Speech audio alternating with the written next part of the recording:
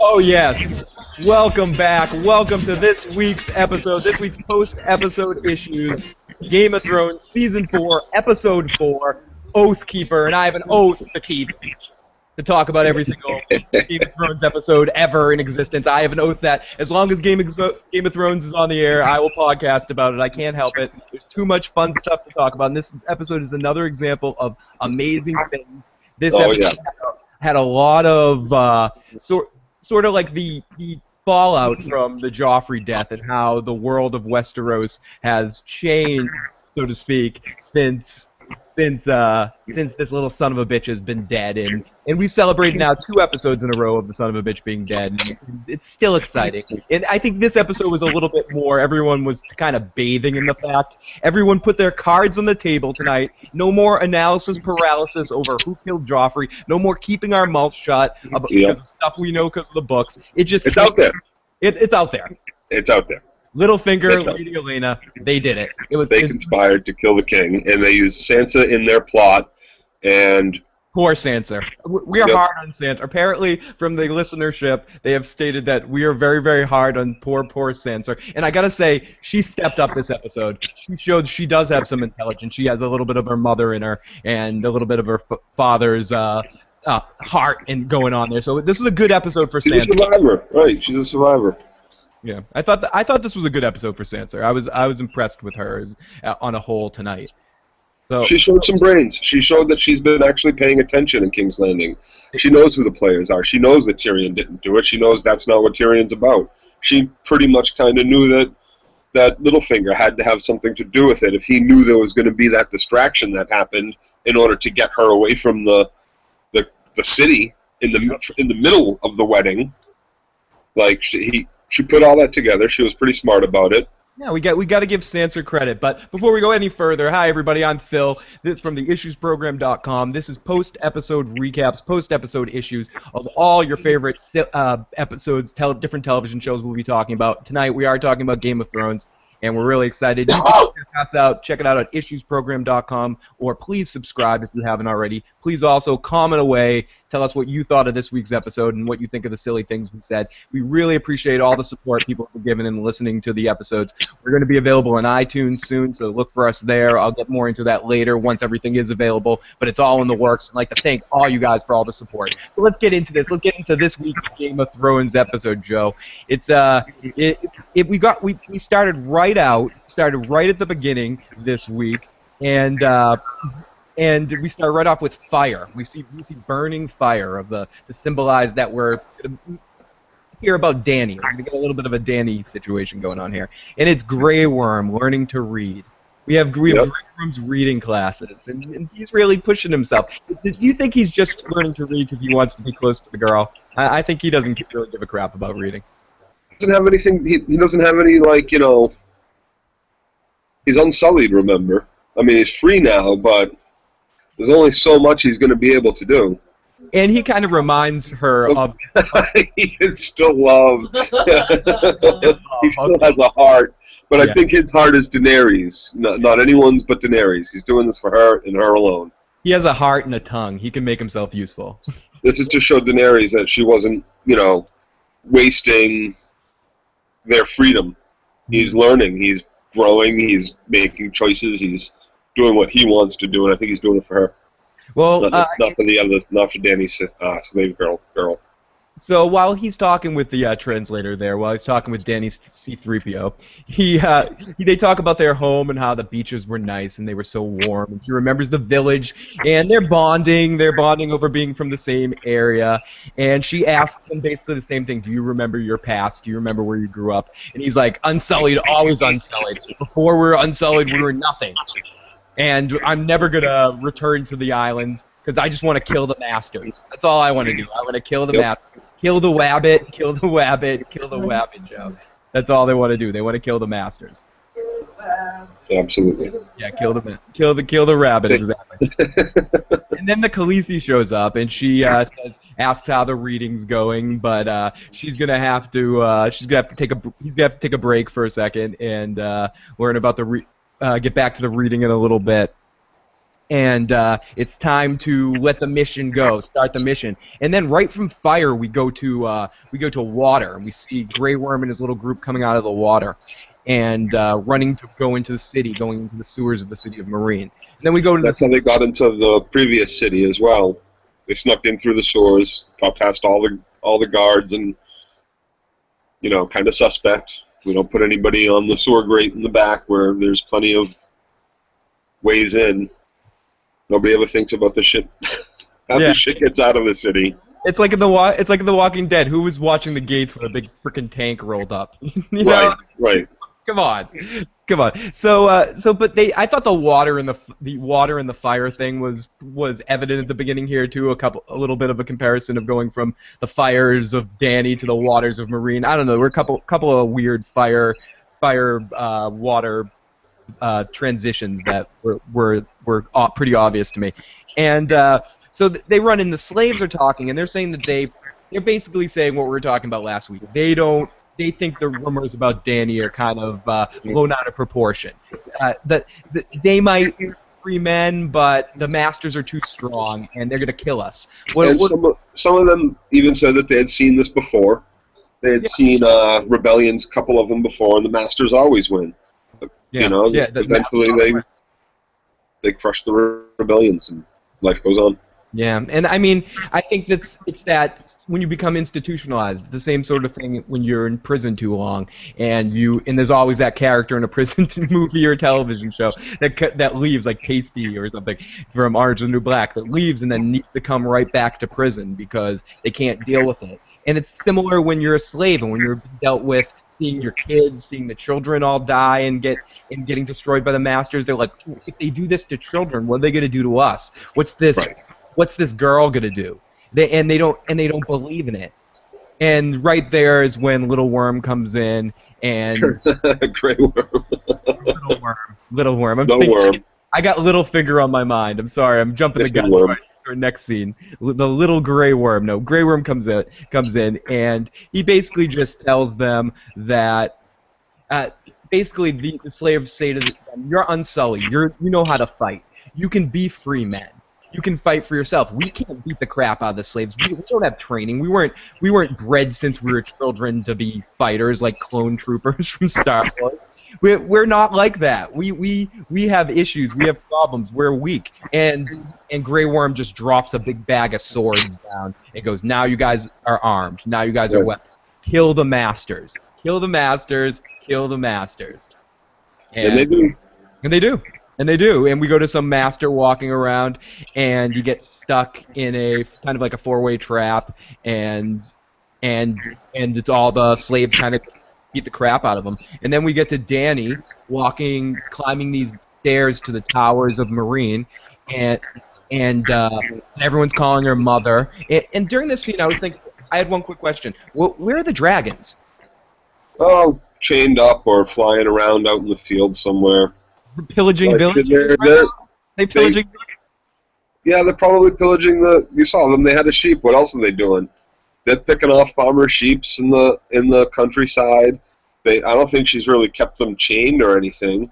I'm surprised they're not eating people that are walking around with the caravan. I feel like we've been a little too low on the dragons. I need more dragons.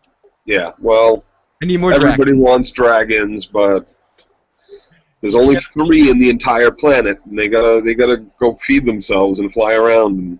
I hear you, but this is the perfect opportunity. She's presenting herself to the city as Queen, Mother of Dragons, Khaleesi, Freer of the Slaves. Right, there should be 3 dragons floating above the 10,000 troops there. Yeah, the Blue Angels, right? They should be doing a flyover, a little air show. But don't you see? But the way this scene led up to her, the tower looking down like the Emperor, again another Star Wars reference, like him looking at the clone trooper army at the end. Well, there you had your dragon. You had the seven-headed dragon of the Targaryen flag there, or whatever it is. However many heads it's got, the 3 heads. There was your dragon on the flag, covering up the harpy on top of the pyramid. Yes, and you want dragons? There you go. Targaryen, the dragon. She is the dragon. She is the mother of dragons. You don't need flying dragons. You have Khaleesi, Daenerys Stormborn, Yeah, From yeah. old Valeria, dude. You know all our names. Her blood goes way back. She Talk can about say all incest. 15 of her names. She's like a professional wrestler. The Master of Disguise. The Right. She's got like 12 titles to her. You know, that's the only dragon you need right now. like Apollo. And that's to emphasize that, too. I think that's why they didn't give us any dragons in this episode. No, I hear you. And to show how powerful she is herself. Right. She is the dragon. Yeah, and at this all leads up to a point where the slaves or the newly freed slaves drag out the masters and to be offered to the crowd to kind of give one of those thumbs up, thumbs down. What should we do with them? Should we let them go? Should we keep them in chains themselves? Should we kill them? And Barristan takes her aside and says, "Listen, a good leader knows how to declare mercy when mercy's right." And her line was, "No, a good leader knows how to serve injustice with justice." And then she crucifies them. She doesn't just crucify them; she has them all pointing the way, like she did with the 163 children that the masters killed. Right. So yeah, and then this scene ends off with, I mentioned this before, with Daenerys the Emperor at the top of the tower, looking at all she surveys, and really for the first time, not for the first time, but I think this was the ultimate moment of her discovering her birthright of being a true Targaryen. I think we saw some of that true Targaryen. I don't think she's her third city. Yep. Right? Is this her third city she's now taken over? Yeah, I think it's at least her third. It might be number 4. Her second, maybe? Second or third? Second or third. I'm pretty sure it's the third. And yeah, like it was Astapor and whatever Yunkai. Yunkai. Yeah, Yunkai. So she's starting to really feel she's the dragon. Like I said, she's there. She knows exactly what her vision is. She's got a problem now though too, because this city's unlike the other cities. We just saw her kill all the masters. All the masters are now gone. She didn't do that in her last cities. No, this one was a lot messier than the other ones. The other ones went pretty peacefully. This one was, again, the first one she had to really show her teeth and really show. And as you just put it, she's pretty high on the hippie cloud right now. She smoked a little bit and she's feeling real good about herself. And she hit the 7th 3-pointer in the schoolyard and she's talking shit now. She's feeling good. She's got her 4 really awesome warriors right around her for her inner circle with Grey Worm, George, Jorah, Barristan, and Daario. And then she's got the huge army. She's got the dragons. She's feeling high on the hog, as they say. And she shows it at the end of the scene. And this is I like how they're also writing in with you mentioned her little confidants there, Jorah and Selmy. They're really trying to make a point of the differencing of opinions between Jorah and Selmy. Yep. I don't think they've agreed on a single course of action yet either, so they're really starting to continue to, butt heads with each other there. Yeah, and we'll see as she says that she's closer to Jorah, but we'll see how that all pans out because as she starts to feel better and as it seems like she's going to be getting closer to Daario as time goes on. And also you got to remember that that Selmy was on the small council for Baratheon. He was on the. He might be privy. He's privy to a lot of those conversations about assassination and stuff towards Daenerys. When it comes down to it, he's a lot. I don't want to poo-poo on Jorah there, but Jorah is discredited in a lot of ways. He was a slave trader. Slave trader, right? He did everything that Daenerys hated, and he used to spy for Baratheon, right? He was working for Baratheon, spying. Yep. So Selmy must know about. He must have had. He's the little leader of the King's Guard on the small council. Always around Baratheon, yelling and screaming about we got to kill those the Targaryen kids across the sea before they come back with their Dothraki horde and all that crap. So. Selmy knows about all that stuff. But it's only a matter of time. He is being a little opportunistic, though, with showing up right at this right time. Once dragons show up, he's like, "Oh God, dragons are around. Gotta get on Team Targaryen now before I get burned in the fires of." Well, he had to go check it out too. He had to go see if the rumors were right. He had to go travel across the planet to go find this woman. He got there pretty quick though, too. Yeah, he did. He has a little hovercraft to take himself. Well, he must have had gold, so. He's got a TARDIS or something he can... Yeah, take a boat straight there. He could take... Okay. TARDIS. So sorry for the Doctor Who reference. He goes to... we go from here, and that's our only Dany of the entire episode. This episode was structured different than most Game of Thrones episodes in the sense that it kind of went from area to area. We didn't get a lot of like going from one area flashing to another area. We kind of went from like story to story to story for the most. Well, I was thinking that exact same thing, and it's funny too because a lot of this stuff from this point on, there's only I think one other thing that really happens in this story that is actually in this episode that's actually book driven. So it was kind of interesting when you say that because we didn't bounce back and forth to characters much. No. And that was it seemed very much like the chapters that he writes in the book, how they're just strictly one chapter than the next chapter from particular points of view. Yeah, I absolutely felt that the same way. I felt that this episode definitely had a little bit more of a different kind of feel. It didn't feel like a TV show. It felt like the depiction of a novelization of characters and of story, especially with Jaime.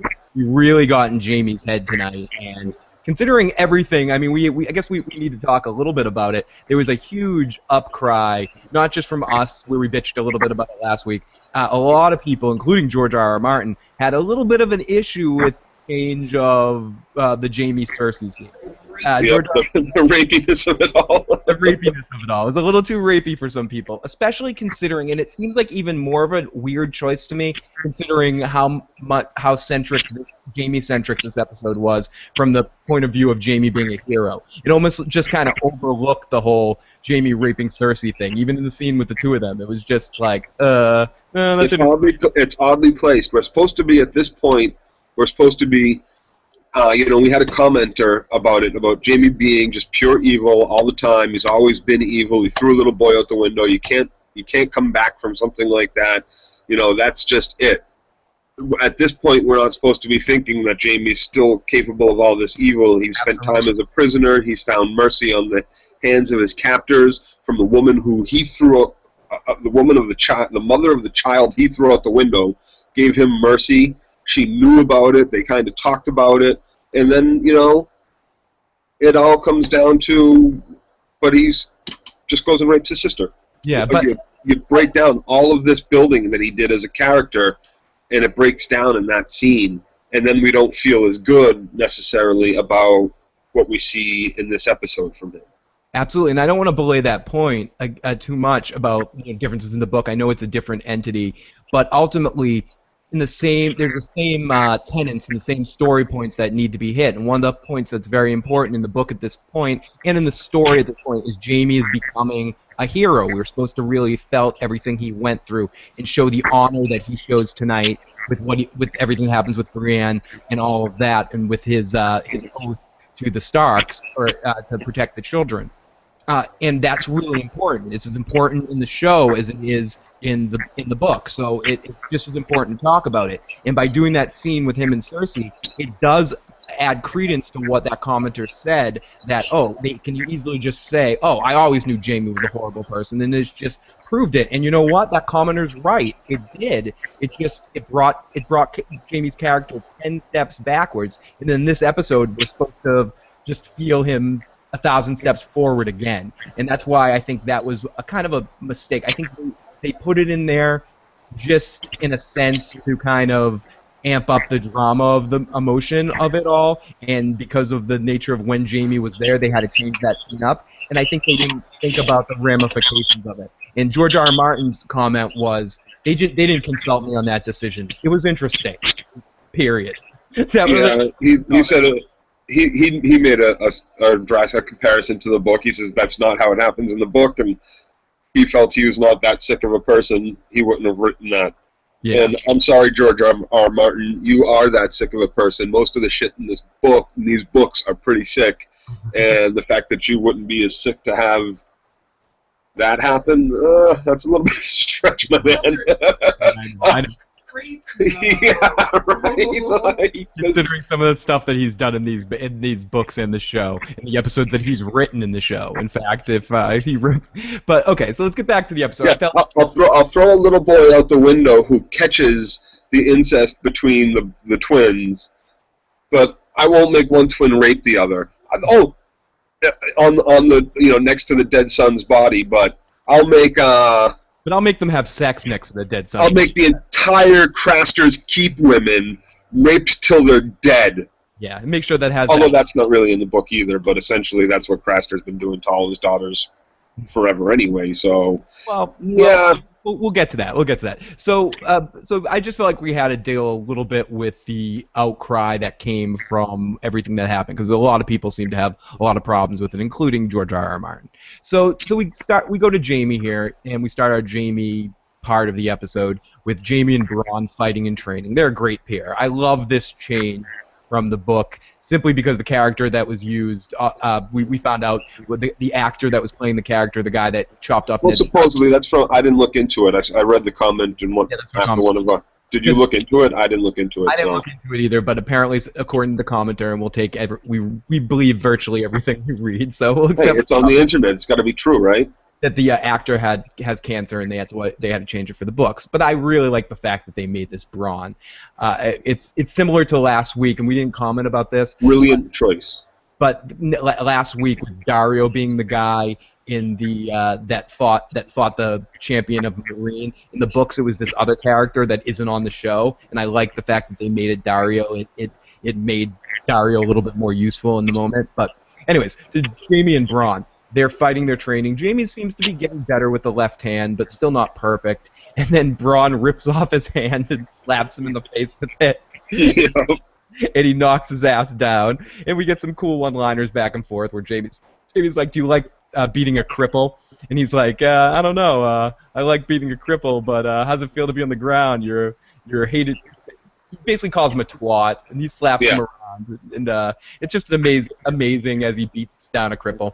And he says, "I bet you liked killing an old king in the back," or something like that, and being called king. Well, it looked all pretty. He goes, not very pretty doing that to, using my hand to beat you up. He goes, yeah, well, I'm sure it was pretty or something the way you stabbed the king. So, and whatever.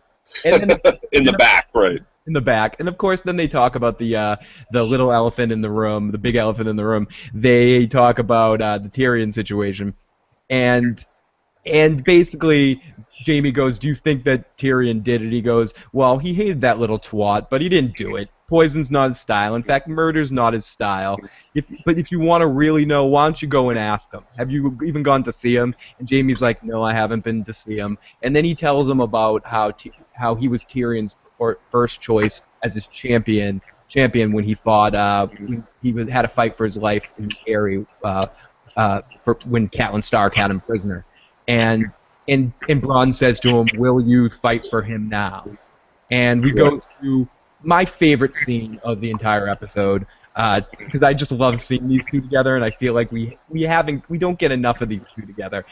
They were barely in a scene together after the first episode when we see Jaime come into the whorehouse to get Tyrion. Other than that, there's very few. I can count basically on one hand all the Jaime Tyrion scenes, and I love every single one of them. They're some of my favorite scenes in the entire series. I love them. I love them. Well, I love almost every Peter Dinklage scene is just a gem, really. Yeah. Fantastic work. And he was amazing again tonight. Just like not being a mainstay character and Jaime being the focus of this scene. When they're talking, Tyrion still or Peter Dinklage still manages to steal the scene from an acting perspective. His little wise ass comments. But anyways, he goes to see Tyrion. And Jaime starts just being like, oh yeah, this place isn't bad. You got four walls, a pot to piss in. It's better than when I was captured. When I was captured, I was out in the mud. I lost a hand. And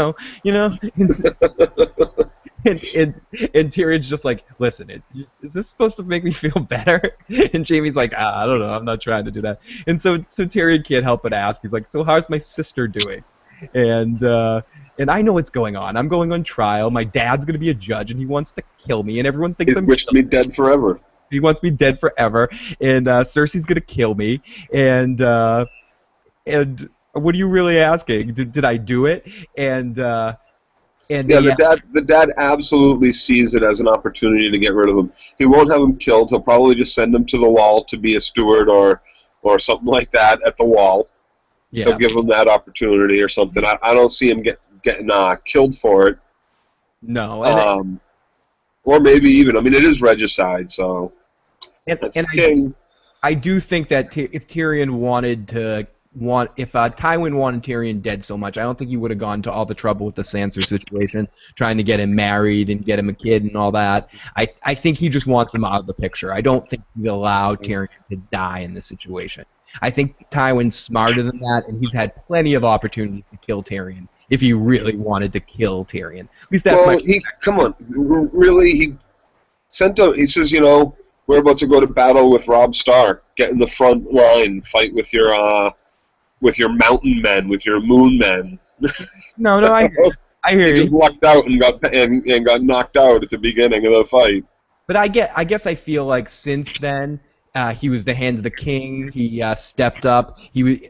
Tywin sort of confided in him. Don't forget that conversation, that last conversation Tywin has with them. You will never have. When you were born, I was going to throw you in the water. The only reason why I didn't was because you are a Lannister. But I don't think he thinks he's of him. I think he would have him. He would have him killed or shipped to the Wall in a heartbeat. It was just a good plan to have him marry Sansa and an heir in 20 years that Tywin raised become Lord of Winterfell. But remember what he said in that conversation too, that he would have killed him long ago, but he's a Lannister. So there's some part of him probably. I'm just thinking that he would maybe rather him, go to the Wall, take the black, rather than dying. I think dying is not the preferred choice for Tywin if he had a choice, but he doesn't really care. I agree with you that it's like, if he dies, it's not going to keep him up at night. He's not going to be like, oh shit, Tyrion's dead. Right. But I think some part of him probably is like, I know Tyrion didn't do this, and if I really want that little imp dead, I'd kill him anytime I want. He's more of just an itch. He just thinks of him as a little bug on his skin that he has to flick off every once in a while. I don't think he even thinks enough of him to want him dead in that sense. Let me ask you. Okay, now, so we know that the last time we really get any good Littlefinger, is that the next scene? Yeah, let me get through this Jaime and hold your thought. And let me get through this Jaime and Tyrion scene. So he says to him, Kingslayer brother. How does it sound? We're both going to be the Kingslayer brothers. Yeah. That sounds pretty good, doesn't it? That really is a brilliant scene.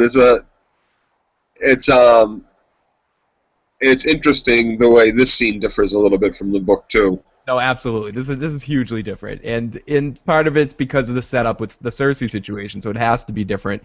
And with it being Bronn that kind of pushes him to go there, it sets it up different, but it's ultimately the feel is the same. That they just love each other, and there's no doubt about these two caring about each other, or Jaime caring about Tyrion's well-being. And he says, "What can I do? You can set me free. What do you want me to do? I'd hate for anything inappropriate to happen." And Jaime's like, "There's going to be a trial." And Tyrion says something that's very telling, but it's very true. He goes, if someone confessed, brought the killer to the table, showed exactly how they did it, gave them forensic evidence back in Westeros, even though that doesn't exist anymore, brought the CSI team in there to prove it to him, Cersei would still think I did it, she doesn't care. She'd still kill me. Cersei is irrational and stupid. So, and Jaime basically tells her that Cersei wants to kill Sansa too, and it's like Sansa's not a killer.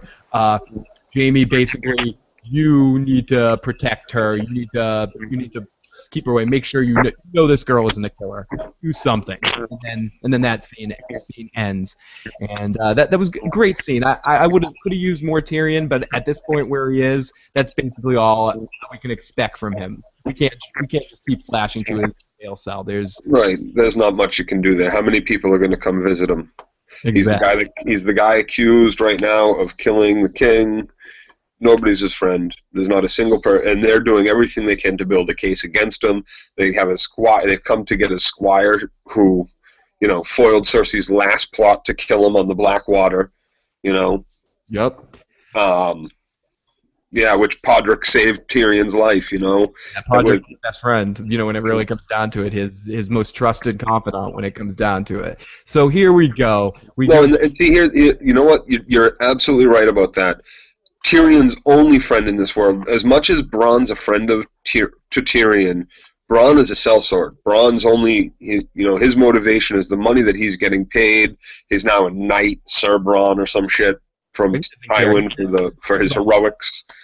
But Podrick is it's his squire, but he genuinely looks up to Tyrion. Genuinely, he thinks of nobody else is as honorable and as big and or as smart.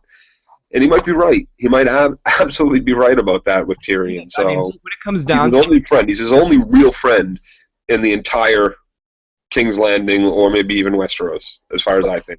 But when it comes down to it, there is really no one as smart as Tyrion. Tyrion is probably the most intelligent person in the Seven Kingdoms when it comes down to it. If we really had to get through the power rankings of smart people in this world, Tyrion is very much his father's son. It's a toss-up between Tyrion and Tywin. Certainly, it wasn't too many people from the Stark family. They were honorable to a fault where any intelligence they had was almost thrown out the window.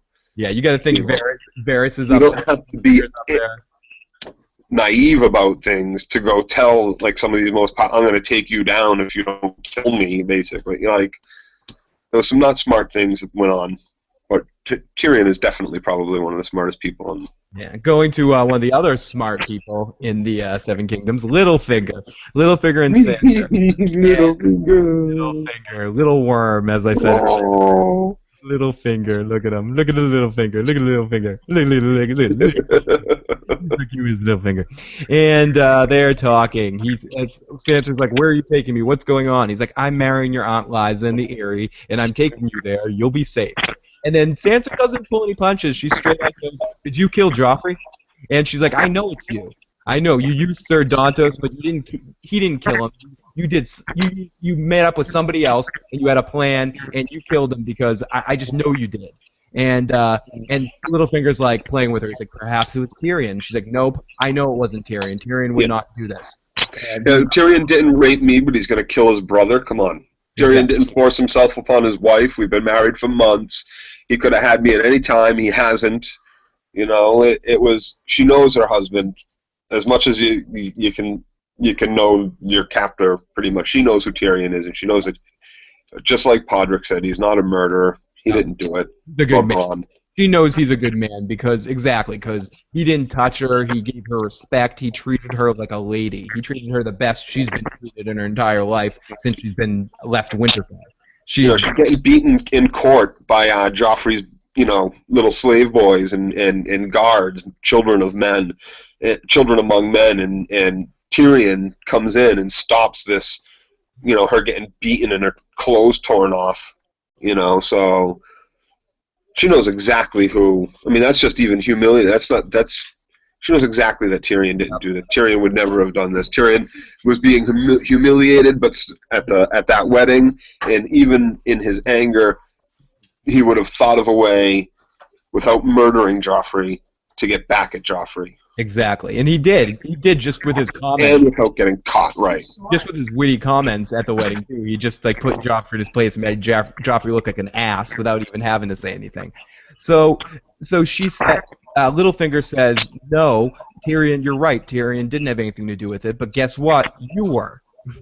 And he explains to her that the necklace that Dantos gave to her had a stone on it that was used to poison his wine, and she said, "I was involved with Joffrey's death." She doesn't understand why why Littlefinger would kill Joffrey. The Lannisters have been good to Littlefinger. They gave him Harrenhal. Joffrey was good to him. Did a lot of really great things. And he goes, "If you don't take risks, there's no rewards." Basically, he just wanted to do it for the confusion, for the fun of it all, because his goal is to get it all. What does he want? He wants it everything. all. He wants He wants everything. everything. And he says that too. And here's the thing: the last time we really see Littlefinger is when he gets awarded Harrenhal, and now he's kind of a lord of Harrenhal. And the time we see him before that, he's delivering this message to Catelyn Stark and Ed Stark's bones back to him at Renly's camp, where Renly is assassinated, where Sir Loras is then talked into joining Tywin Lannister to come save King's Landing. Mm-hmm. It's not far-fetched, and Littlefinger talks about his new friends at this point. And he says, you have to have friends, and it's better to know what your friends want and they not know what you want, so they don't know where you are, but you know where they stand, and all that. I thought the best line in all of this was when she's like, who would be friends with you, Littlefinger? And he's like, I wouldn't be friends with someone like me. He's like, I don't want to be friends with people like me. I want to be friends with my new friends. But because he'll do whatever it takes. He makes a crack about doing whatever it takes to get what he wants. And he'll let nothing stop him. And if we remember, when he was a boy, he wanted Catelyn Stark, and he challenged Ed's older brother to a duel to get her. And the guy cut him from his ballsack to his chin, and you can see that scar. And that's one of the cracks about why he's maybe not just because he's from the fingers and a small guy, but because he was hacked from, straight up his belly, from his crotch to his chin in that duel. And this also connects to something I say a lot, a line I mentioned a couple of shows ago when he showed back up, what Varys says about how Littlefinger's the most dangerous man in all the Seven Kingdoms because he'd burn it all just so he can rule the ashes. Right. Yep. And that's very important here. So I thought this was an interesting scene. So if we didn't know already, as we mentioned, this was already declared. I want to mention too. He says about the necklace that she had that was missing a gem. He says you didn't notice that one of the gems was missing. We don't know where that gem ended up, but we know where that necklace ended up. That necklace ended up with a second gem being crushed out of it and then sprinkled on Dantos's body, floating in just off of King's Landing Harbor somewhere. So that really sets up Sansa too. So it's not that he's really trying to protect Sansa all that well. He kind of allows Dantos's body to be found pretty easy with the necklace that Sansa was wearing at King's Landing that may or may not now have residue of poison somewhere along it or in it or on it, and so. Yeah, and it makes it look like she might have killed him after she got what she wanted in that situation. So if we didn't know already who was responsible for this, and if it isn't obvious in what happens in the scene right after this, it was just the way they faded after Littlefinger's talking about his new friends and talking about his new friends. To Marjorie and Lady Olenna. Lady Olenna's leaving, and she's leaving Marjorie at King's Landing. Nothing's worse than a trial, except King's Landing's gardens. Haha. She can't stand it. She can't wait to get her butt out of this area and get back to her home where it's all beautiful and everything. And she talks about how if Marjorie's getting close to Tommen yet, and how she needs to cozy up to Tommen and get her claws in there before Cersei does, because Cersei's distracted with the rage for Tyrion right now and not really paying attention to Tommen and realizing he's going to be king. So get this marriage underway. You're going to marry him. Get your claws in now. See what kind of boy he is. And then she basically says, "Do you think I'd let you marry someone like Joffrey? Do you think I'd do that? Yes, I'm responsible for Joffrey's death. I protected you. That's what I did. I did it for you." Drop the microphone. She just drops the microphone right there. Bam! I did it. No worrying about it. No speaking. This is what I like about the show, other than the books. The show comes straight out and tells you. Comes straight out. And they didn't waste any time. She was like, "Yeah, I wasn't going to let that happen. Yeah, I wasn't going to let that happen one bit. I'm not letting you marry that little psychopath. No, I'm not doing that to you. No way. He's dead. That's it. He's dead. I killed him for you." Yeah, he would have had his Kingsguard run a train on you before he even came anywhere near putting seed in your belly. Do you think so, though?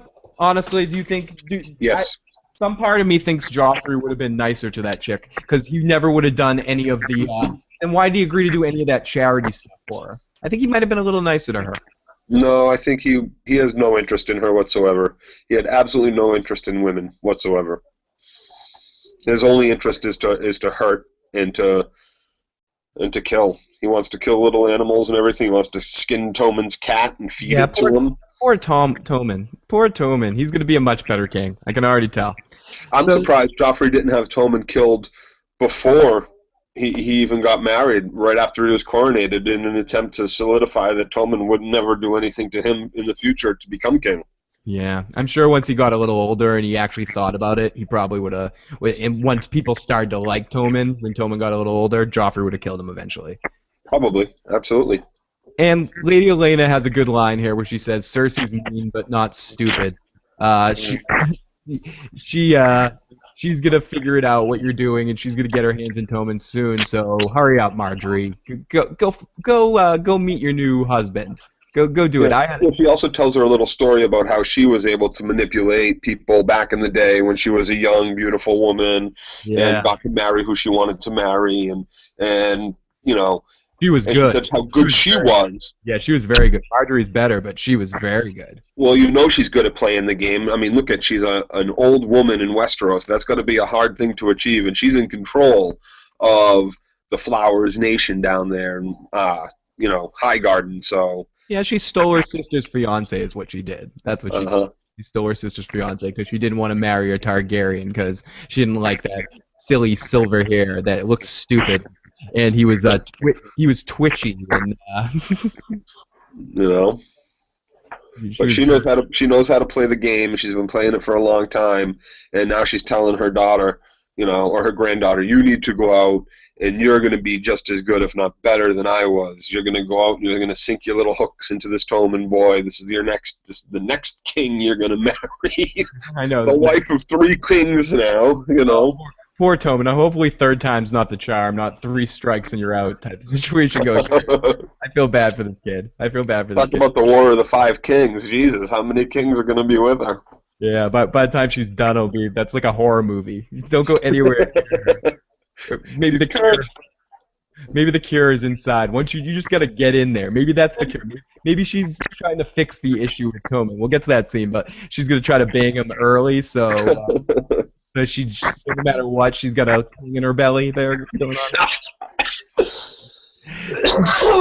So we go to some much-needed Jon Snow at the Wall, training people to fight wildlings, and the wall's being built up, and the infrastructure's being hooked up a little bit, pimped out, and Jon Snow's being a badass, and he's teaching a bunch of people how to fight, and this little kid wants to fight, and he was the best archer in his town. He was the kid that they were going to eat his parents. Oh, that was that kid. Okay, I didn't connect it. That was that kid. Okay. Yeah. And watch and learn. And then who pops up? We see Locke, the guy who chopped off Jaime's hand, one of the Bolton men. Yep. He's there helping, and he steps up to go to the training seminar, and he just kicks the shit out of one of the men in black, and Jon Snow walks up to him and goes, "Oh wow, you can fight," and he goes, "You can too." Blah blah blah. Are you highborn? What's going on with you? He's like, "No, Jon Snow, my dad was highborn, but I'm not."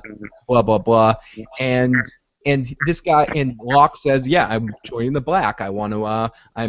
He hasn't taken his vows yet, but he's there, and he wants to become one of them."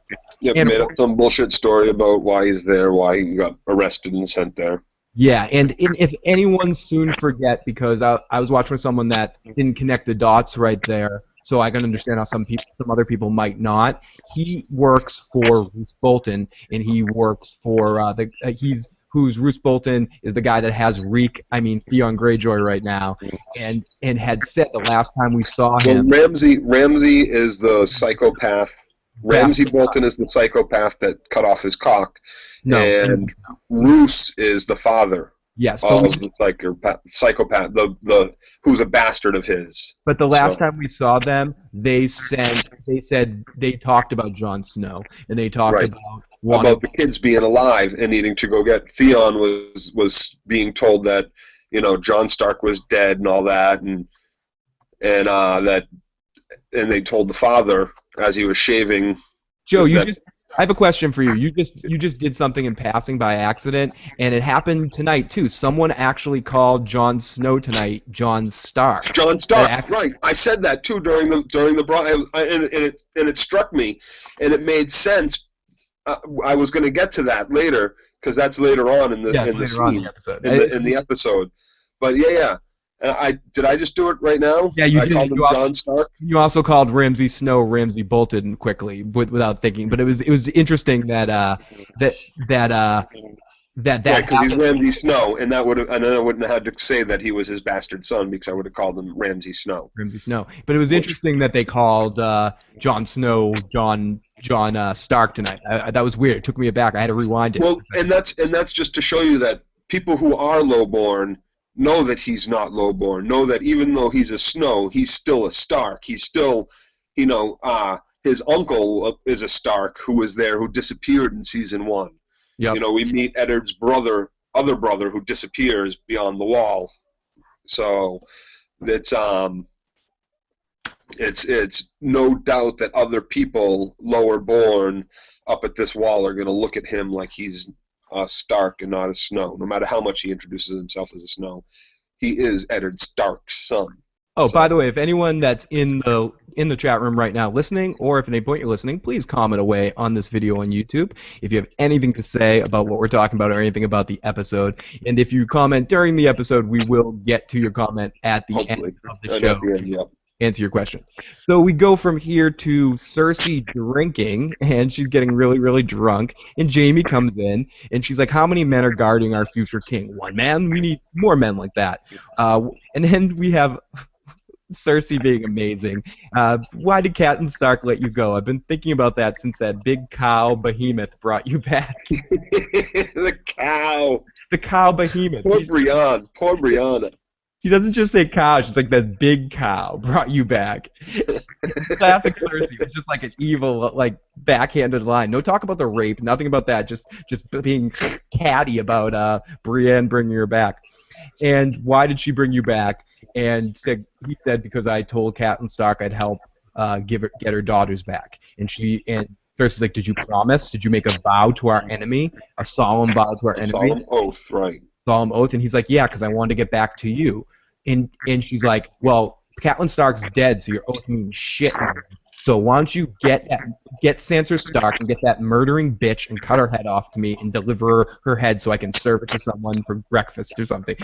Perfect, like Joffrey comparison. She said something like. Well, does she talk about Tyrion first before she talks about Sansa? I believe she says it was right afterwards. Then right after she says that, she goes, "You saw Tyrion. That's the guy that murdered her son." But she's kind of says to him too, like, so you made an oath to protect, and if Catelyn Stark was still alive, and you made an oath to protect Sansa Stark, but I told you to go out and track her down and cut her head off for killing your king, for killing our son, who he stops Tyrion from saying up in the chamber in the dungeon, talking about the dead king as his son. Cersei says it again straight out like she did in the death chamber there at the temple. They talk about their son being dead. Mm-hmm. No, there's a couple of reminders if people forgot. Right, and she says, would you go cut her head off? You made an oath to her. Yep. What would you do? And she says, you saw Tyrion. That guy murdered our son. And Jaime says he said he didn't do it. And she said, you always painted him the poor boy. He would kill both of us if he could. And the whole scene basically just she keeps calling him. Well, no, she admits too. She's like, the poor boy, hated by his evil sister and father for his life. For his whole life, blamed for, like she says straight up, me and Dad hate him, hate his guts completely. I never understood why you love him so much. It's also worth mentioning that she doesn't even call him Jaime in the scene. She calls him Sir Knight's Guard, Captain of the Knight's Guard. She refers to him as, not even by name, Lord Commander. Lord Commander, she calls him.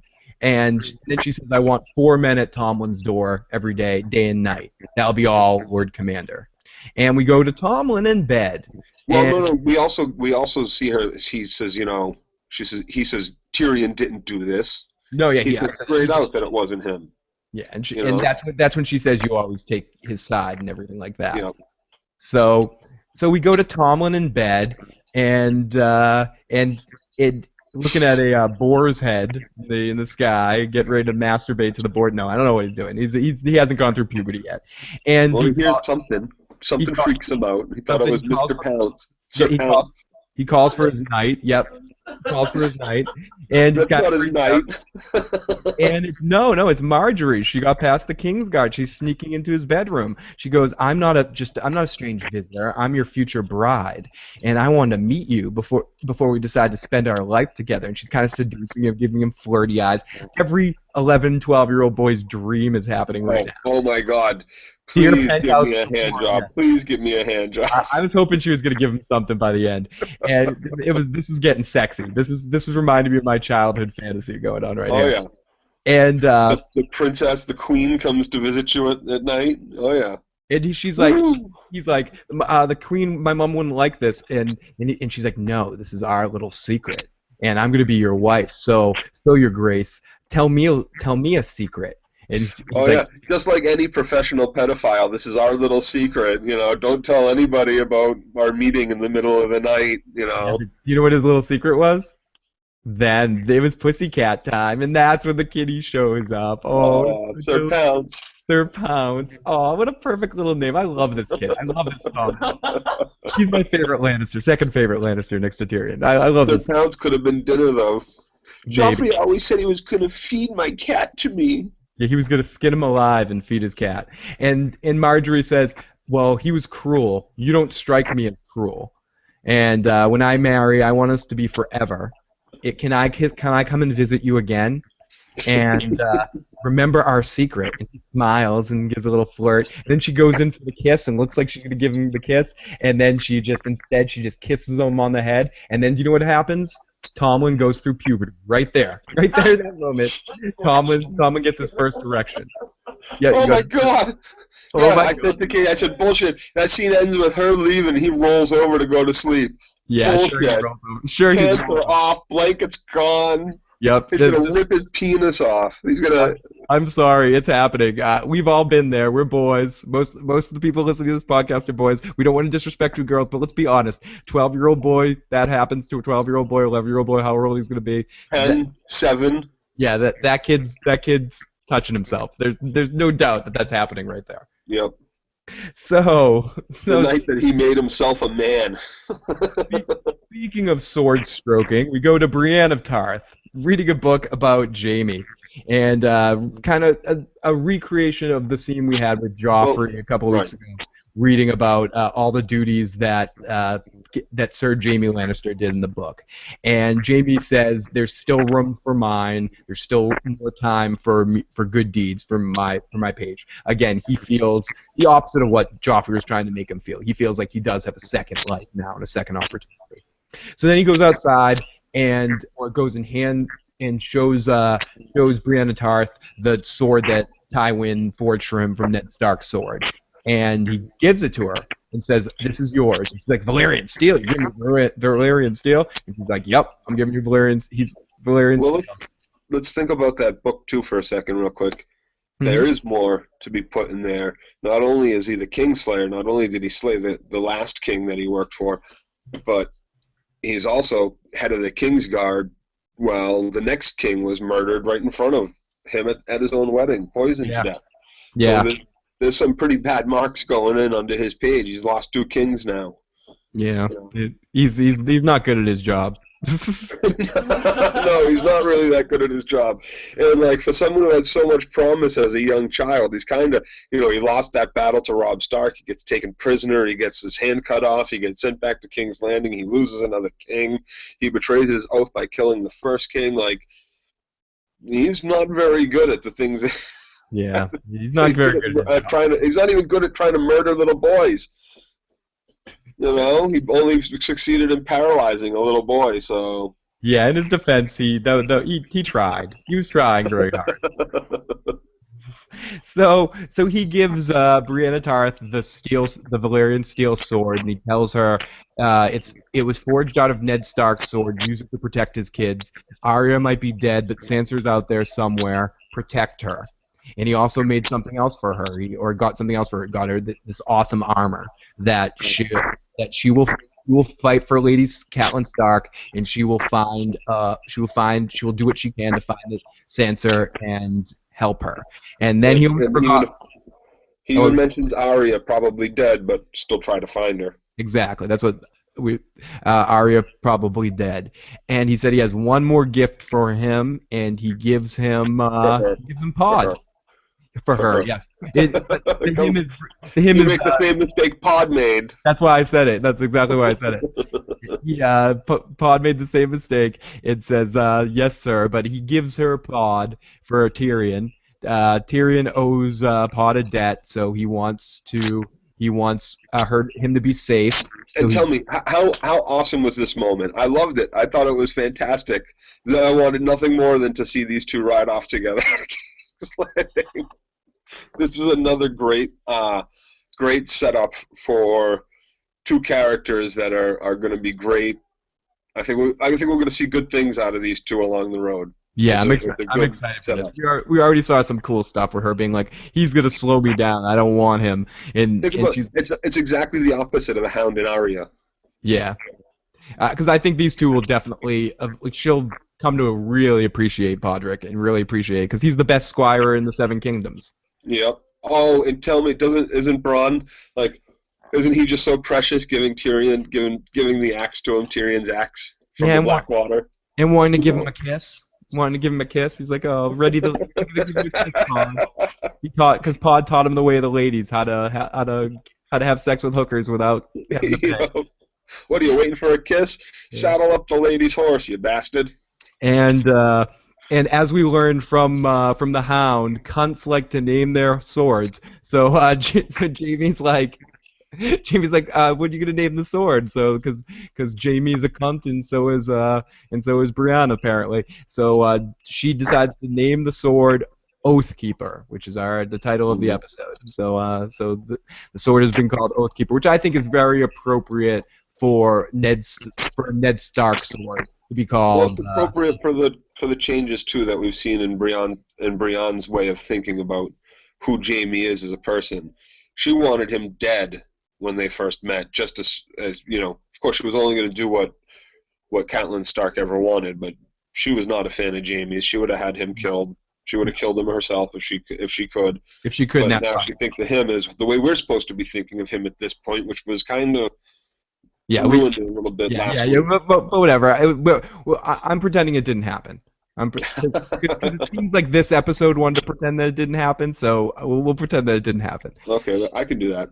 So we go to Sam, everyone's favorite, and we see Sam saying he never should have taken Gilly to Mole Town. That could be the next place that the wildlings attack.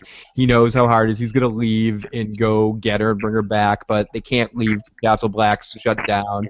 And we find out in this scene that Jon does know about Bran, and Sam tried to get them to come back, but how fast can a cripple with a sled and a simpleton be? I love how Jon says, like, well, how fucking fast can a cripple with a sled and a simpleton go? And they basically figure out that Bran's probably close to where Craster's keep is, and Locke says Locke comes in, which is we find out is about 60 miles away from the 60 miles away, exactly, and Snow basically comes up. I forgot to mention this before. The head of the Night's Watch guy, the acting head of the Night's Watch, I forget that guy's name, that really has a hard-on for Jon Snow. Alistair? Alistair, I think, comes down while he's training the men and goes, "You're no trainer. You're a friggin'.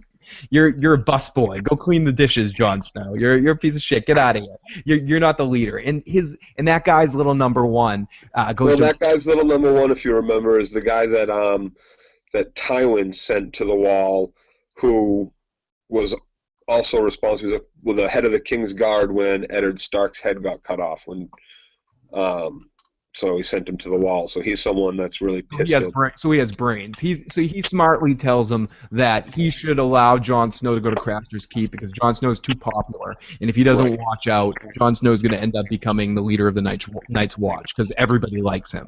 So you better do something to get this guy killed. So send him alone. Have him do a one-man mission, or he has to build his own team and don't give anyone any orders. Which is basically what he tells Jon Snow. He goes, you can go on this Craster mission, go get everybody because this is really important.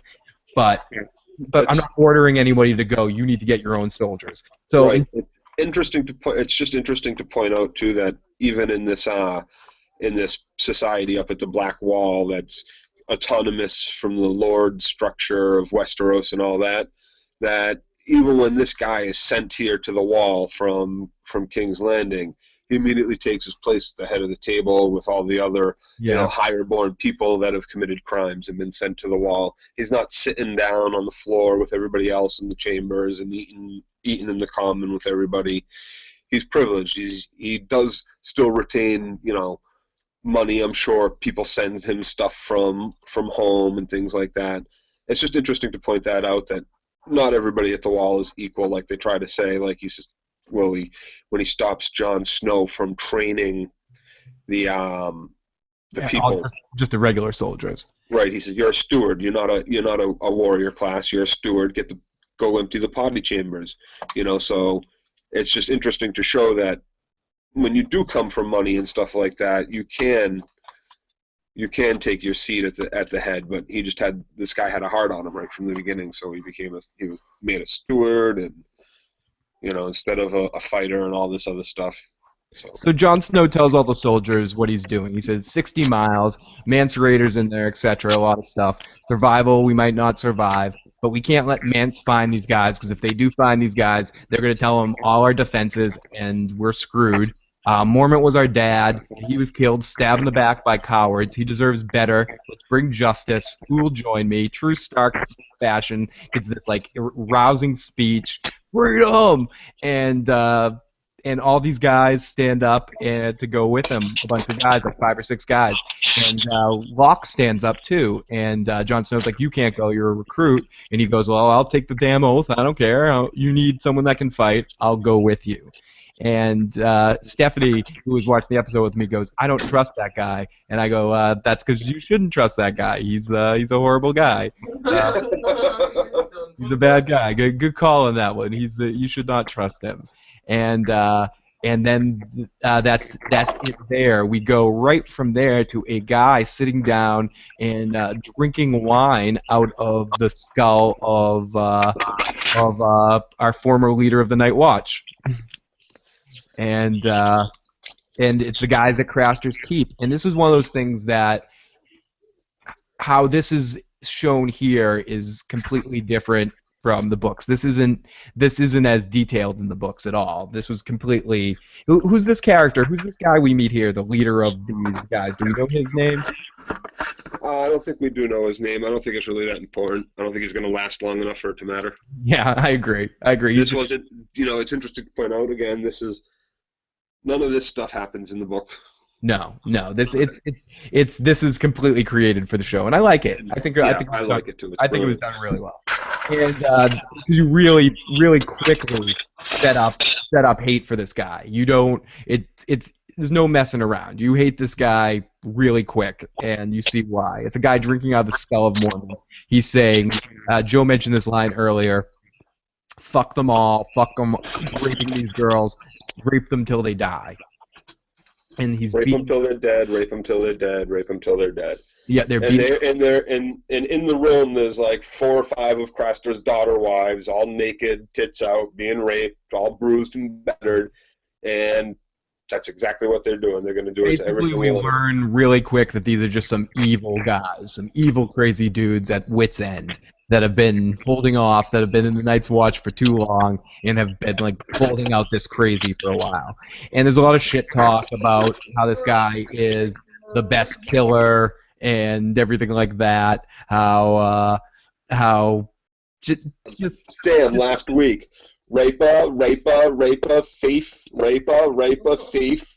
and thief. Yep. That's exactly who all these people at the Black Watch are. They're the rapers and the thieves and the murderers of all of Westeros that have been sent there. And it's not, of course, what? Mormont was our dad. What? We're murderers, thieves, and rapists. Of course we killed them. Yep. And this new guy, this new enemy that we're supposed to hate, our new twirling mustache bad guy, is talks about how he killed lots of knights. They're just cowards that wear too much armor, and he's trying to get this guy to go out and feed the beast. And this one of the other Night's Watch guys that we've known for a little while. I don't know his name, but and he's like, no. And this guy's basically like, you want me to kill you? You're gonna challenge me to a fight? Do you think you could win? And this guy's like, no, you'd kill me. Don't worry about it. And then right as this has happened, we're interrupted by this woman running in that a baby was born, and it's a boy. It's one of Craster's sons, Craster's last child. And everyone is freaking out, kind of going in the pants, going, give it to the gods, give it to the gods. Or kill it. And this guy walks up and he goes with his knife to stab the baby, and they're like, no, that's not. He assumes that they mean just kill it right away, just kill it. Yeah. But they say, no, we didn't just kill the babies. We offered them to the gods. Yep, and he's like, he's like, oh, you mean the whites? Yeah, the whites. And he goes, okay, fine, we'll give it to the White Walkers. And he tells the little chubby guy to go bring it to the White Walkers. So this guy goes outside and just puts the baby down in the middle of the snow. And we also see him walking and giving some meat to Ghost. Ghost is They have goats captured by these guys. What would you say? What kind of meat was that? It looked like human meat. It might have been. It might have been dead Craster's daughter. Or dead Mormont and dead Craster. Yeah. Jesus. So dead soldiers, like, there's a lot of cannibalism going on. I mean, it's interesting to point out, where else are they getting food once they go through all of Craster's pigs? There's not going to be any food left in the north of the wall. That's pretty barren, desolate right now. Winter's coming. Winter's already set in pretty bad north of the wall. It's always winter. Yeah, it's always winter north of the wall, but winter's really coming, as we see in a couple of moments. Like right when he drops the baby, you see that real winter's coming sort of feel come into the air where the White Walkers are about, and we go from there to him giving the meat to and kind of fucking with Ghost, and Ghost still scares him in a cage. Ghost is still a badass, and scares this guy and jumps at him. So finally, we go to Hodor. We get a Hodor sighting. And I lost Joe. Joe's having a little bit of technical difficulties. We apologize for some of the intermittent audio that's coming right now. Well, but I will keep talking and keep going, and Joe will get back here in a second. So we go to Hodor and Hodor and Bran and company, and they're there with the baby crying, and they can hear the baby crying. And Bran's like, I'm gonna go see what's going on. I gotta check out this situation. I gotta see what the situation is. And they're like, no, we need to stick together. And he's like, no, I mean, I don't. That's not what I mean. I need to. I'm gonna go in and do my thing. I'm gonna do my warging. So he jumps into the mind of the dire wolf, and he goes off into wolf vision. We get a little bit of wolf vision. Let's see if I can get some wolf vision up here with the camera. I was gonna change the wolf vision. So we get the wolf vision, and he goes and he sees the cage, and he sees that Ghost is trapped, but he also gets trapped. The dire wolf gets trapped. Their Summer gets trapped. So they scout out Craster's Keep to go save the two dire wolves. And they deduce that if Jon was there, the wolf wouldn't be in a cage. They're obviously keeping the wolf alive to try to lure Jon there. And the girl that's there, one of the Rileys, I believe they're called, is really getting the feeling like this is a dangerous situation. She can size this up post wolf vision situation. She can really feel that that these people have that they're dangerous. She's like, we should get the hell out of here now. These people are. Where are you with Jojen right now and Bran? Yes. Yeah, looking at them from outside the camp. Hell yeah, they should be gone. Yeah. There's no way we're not leaving without Summer. We should be leaving right now. Hopefully, we can leave with just ourselves. Yeah, she smartly knows that they're in the shit, as Gordon Ramsay would say. We're in the shit in the kitchen tonight right now. Well, yeah, she is pretty smart, and they made this even more evident than in the books, where they're kind of sent to Winterfell to learn, just to be at Winterfell.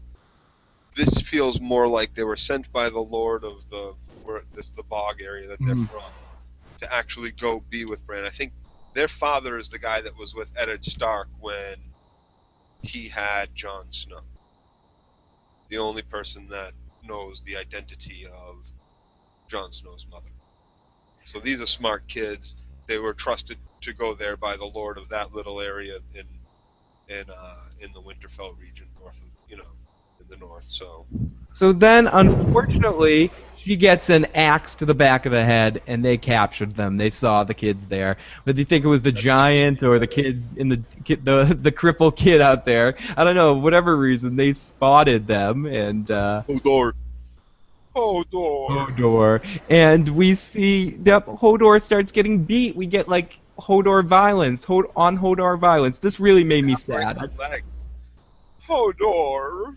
Yeah, it was very sad. It was very sad. We got many different shades. He definitely is a giant Pokemon. Hodor. Pika Hodor. There's not a bad bone in his body, though. He didn't even... There was no, like, real attempt to defend himself or to fight. No. And one of the guys says to him that if he was his size, he would rule the Seven Kingdoms. Yeah. And so we get Bran and these people called the Rileys. Is that their last name? I don't think it's the Rileys. I forget what they're. And they go to face-to-face. Frog people, really, because they're from like this marsh bog area, like a New Orleans-ish area, north of the Twins, but south of Winterfell. There's this big area. I know that. Just the Reeds. Yeah, they're the Reeds. The Reeds, not the Rileys. The Reeds. Thank you. So that's they don't have like an actual. Their town is always moving because the area is always flooding, and they stay hidden in the area that they're from, in that boggy area. That's it's the Reed family. So then they end up face to face with the leader guy and the head bad guy here, and he deduces that Bran has the nice fine leather, and that he's not a wildling. He must be from Highborn something. And Bran doesn't say anything. He keeps his mouth shut like a true Stark. He knows how to keep his mouth shut. And he gets his ass kicked. He actually hits Bran in the face. Oh, don't. And he's like, if we were back in Westeros, I could go to, I'd get my head chopped off for hitting a Highborn kid, but here I can get away with it. Shits about it up there.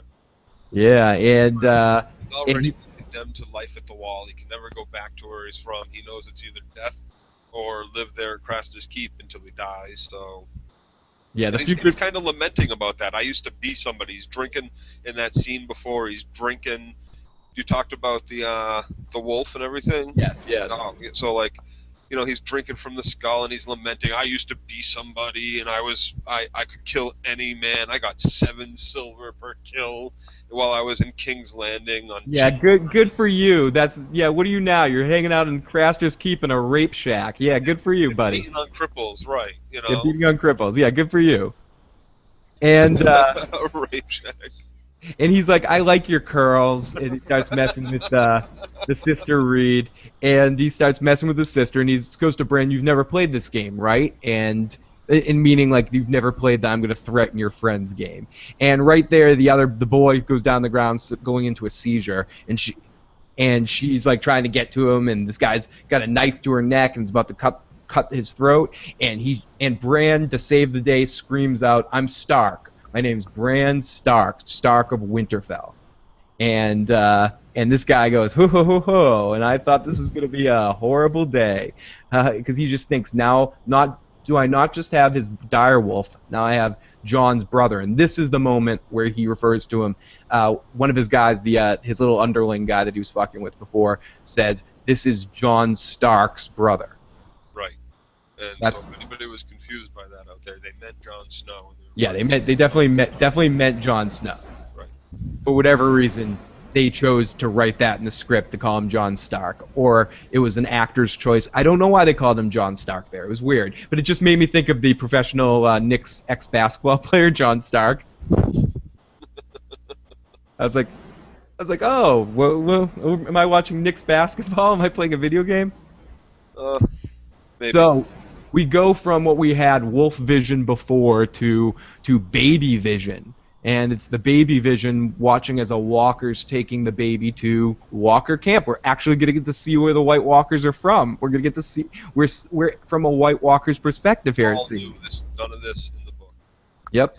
And we get the and I was just in awe. I thought it was a beautiful. I liked it. I liked it to a point. I'll get to what I didn't like in a second. And so the walker's taking the baby up and carried it off and put on a little platform, little like religious looking platform, and we're at the White Walker's Fortress of Solitude. It looks like, and they put it up where they're about to put Kal-El. I take this baby and I'm going to make you the son of Krypton. No, I'm kidding. That didn't. I did think it looked a little Fortress of Solitude-ish, but it's it's icy. It looked good. Yeah, the cross between Stonehenge and the Fortress. The Fortress of Solitude, Stonehenge and the Fortress of Solitude, and we saw like sort of a group of White Walkers. It looked like almost a higher up, the hierarchy of them. The guy on the horse was a White Walker, and the group that was beyond the circle of Icehenge was probably the others. Yeah. Because we got to remember there's two different. There's the wildlings, which are people. There are the White Walkers, which are dead people that have been brought back to from death, and then there are the others who presumably control the White Walkers. Interesting. Okay. But this was our first time of really getting to see many of this, and then someone walks over, takes off their head, and it's dark. It looks like Ice Darth Maul. Yeah, pretty weird looking. That was the one thing. To me, it reminded me of Darth Maul, or very devil looking look like. It looked kind of devilish. And takes its little pinky and puts the pinky down onto the baby's head. Takes its little finger and puts it on the head, and that baby's eyes turn ice, and it turns into a little mini Mr. Freeze. Yep. And the baby becomes one of them. So I guess we get to see how the others are created, not just the Whites, but I think that was probably one of creation of another. Yep. So I think that's this is what I like about it. We don't get anything in the books or in the TV show past really them taking the baby from Craster's Keep, and then in the very beginning when we see that those guys from the Black get decimated by another.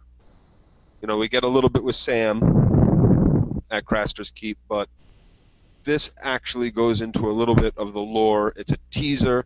It reminds us that there is this big threat coming from the north that's not just the wildlings. It's what Mance Rayder is afraid of, what he's trying to flee from, why he's gathered all the wildlings together in the first place. And I guess I feel like we needed this because I feel like we've been very short on White Walker stuff since we've seen the army marching. I mean, we saw an army marching, and then we haven't really gotten back. Right, that decimated the Night's Watch up at the Fists of the Old Men.